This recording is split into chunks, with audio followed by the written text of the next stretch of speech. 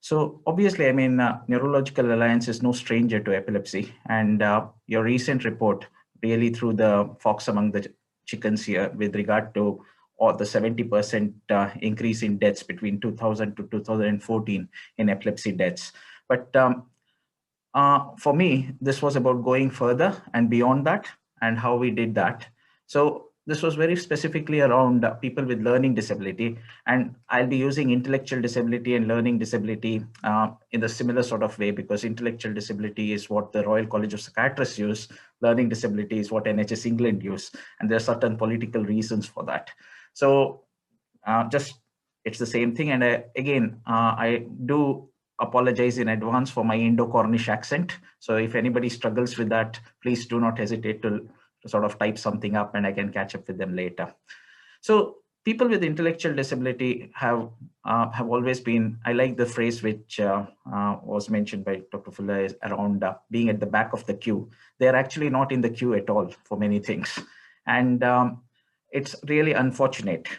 One of the biggest challenges has been about epilepsy care. And epilepsy care, just to give you an idea, there are around 600,000 people with epilepsy in the country. Now, around 30% of people are actually formed with some form of learning disabilities. And on the opposite end of the spectrum, of all the people with learning disabilities, around 20 to 25% of people have epilepsy. Now, the epilepsy itself is quite challenging because we are talking of the lowest 1% who have cognitive impairments and social impairments. It's usually due to genetic issues, brain malformations, poor development, etc., etc. So one of the things is that the epilepsy usually is around 60 to 70% treatment resistant. There's also major issues with regard to diagnostic overshadowings, and also there is challenge with regard to diagnosis, because 30% of people get misdiagnosed as having epilepsy, but also equally 30% get misdiagnosed when they don't have epilepsy to when they have epilepsy to not have epilepsy. So this is a story about that and the journey where we are now with it. So I just need to thank for Step Together for the reports getting launched tomorrow, actually. So I'll be giving you a flavor of it very quickly. And sort of all key collaborators sort of came to the call, literally. So the problem, as I laid out, there is no actual NHS plan to reduce epilepsy burden in LD. There has been some thinking around just epilepsy in general population now with the NHS Right Care report, and a big thanks to Neurological Alliance to actually be pushing that. But what we do know is that from confidential inquiry into the learning disabilities, which has moved on to the learning from premature mortality, and this is one of the good things in England, where they look at all deaths of people with learning disability between the age of 4 and 74, irrespective of the cause, considered normal, natural, whatever. And what has been found is there is 40% association with the premature mortality in people with learning disability with epilepsy. 5% of all deaths of premature mortality, there is a direct primary cause of epilepsy compared to general population of 0.02%. 5% is a lot for people to die of in today's world directly because of epilepsy. Just epilepsy as a condition is not singular.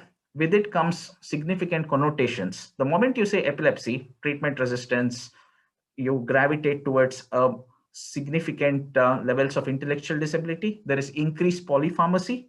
So you have 2 or 3 drugs put on them for epilepsy. The behavior issues are there. They're on 2 or 3 drugs for that. They become constipated. So you can well imagine how choices are done for people with learning disability. And this is a group which can't make, in many circumstances, informed choices. We would struggle with some of the choices laid out. And increased costs are significant. There are 5 times higher rates of preventable admissions to ED in people with the learning disability, and the number 1 cause for that is epilepsy. Multimorbidity, an average person with learning disability has 12 conditions, and obviously with epilepsy, there is associated many other conditions. Some things like brain malformations or genetic issues and syndromes contribute. It is actually epilepsy. The number 1 cause for premature mortality in learning disability, the acute conditions are sepsis, pneumonia, aspiration pneumonia, but the number 1 chronic cause is epilepsy. And epilepsy is like one of those sort of dark characters, which if you dig deep enough, you'll always find epilepsy or its treatments behind in there. So corner sparrowhawk, I'm sure some of you here are familiar with it. The young lad of 19 died in an inpatient learning disability unit where the team did not have a clue about epilepsy. Everything about his epilepsy symptoms were considered to be attributed to his behavior. When the tongue was bit and he was bleeding, it was thought he has a behavior issue there. He died in a bath where 7 years ago, another person with epilepsy and learning disability had died in the same bath, and the recommendation had been remove the bath, but nobody had removed it with the depth of it. It's small, low-hanging fruits which never changed. There were significant gaps in training with regard to low-hanging fruit, training, basic epilepsy training and what to do to pick up signs and symptoms. Similar situation, there's an ongoing big issue about, I'm sure some of you would have heard it, or on Oliver McGowan, who had seizures, autism, whereas epilepsy was thought to be autistic behavior. It's very challenging to make diagnoses, but it is about what we can't bring back is Oliver. So decisions have to be made in a concerted way, in a multidisciplinary team way. But unfortunately, what happens is it's like the tip edge of it is ED or some other place where decisions are made very, very spontaneously. And God knows how many other things have gone wrong there. What we also have is that there is a clear model which has been outlined. And now we recognize that you can't have epilepsy and ID as two separate distinct conditions. It just brings about, it's the tip of the iceberg. There are multiple other issues, a whole psychiatric conundrum which sits below it. ADHD, overrepresentation, mental health problems, overrepresentation, neurodevelopmental issues like autism, overrepresentation.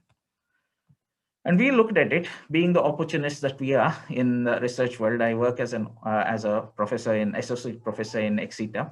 And we looked at trying to understand what is the views of different professions to epilepsy. And we gave two vignettes of behavior change and AED, deliberately giving it a bit more vague.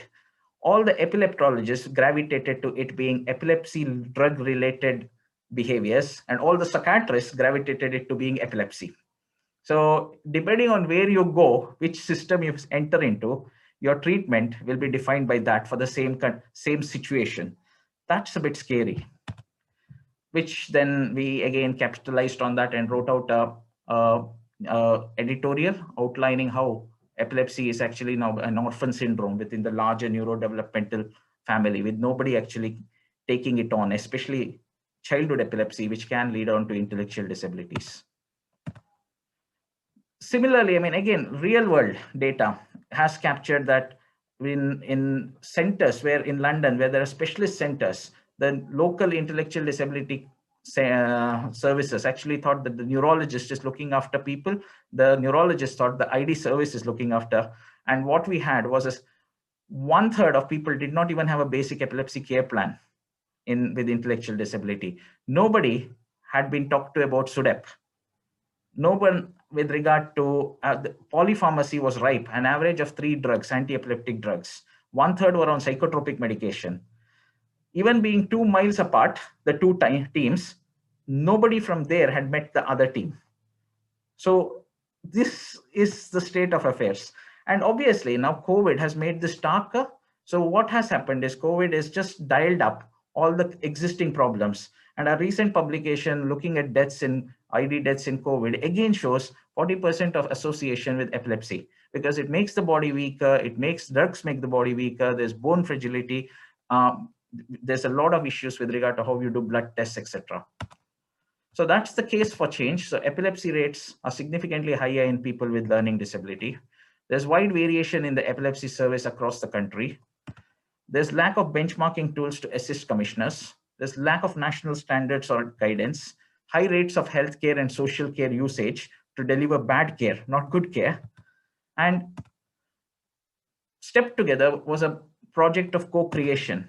What we did was NHS England funded it, and there was 3 full days of co-design, a day each with patients with intellectual disability of different nature and gender, families, and a separate day with professional carers to understand and how it went.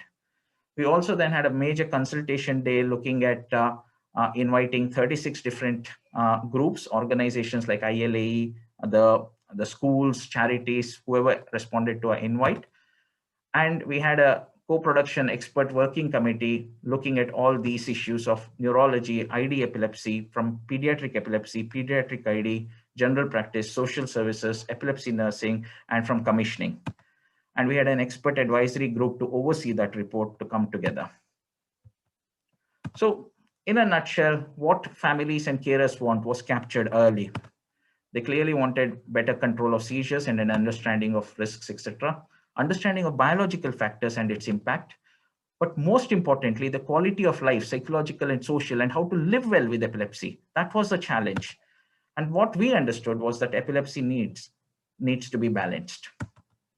So this is very quickly the various ways in which we engaged, and this is the sort of report which is going to come out tomorrow. What we are trying to move out is, this was the sort of, and do forgive me because this is quite simplistic, but it is to give an example of how fragmented working care, where you had, say, somebody with epilepsy and ID ending up on in ED being prescribed levetiracetam, causing a mood change, then the GP referring to the ID consultant, who then puts the person on a psychotropic to manage the mood change, and there's no left hand, right hand talking, to actually a model where we have proposed how things can be integrated so that people talk to each other. The adult learning disability service in the center is just an example. It can be replaced by moving adult neurology there and adult learning disability sideways. And to help deliver this, we have actually developed from the Royal College of Psychiatrists a competency framework called Bronze, Silver, Gold, which allows everybody to benchmark themselves. Similarly, ESNA, who is the other stakeholder for nurses, have developed a novice, specialist, and expert. And the neurologists have worked to sort of suggest an essential and desirable model when it comes to looking after people with ID. Thank you very much.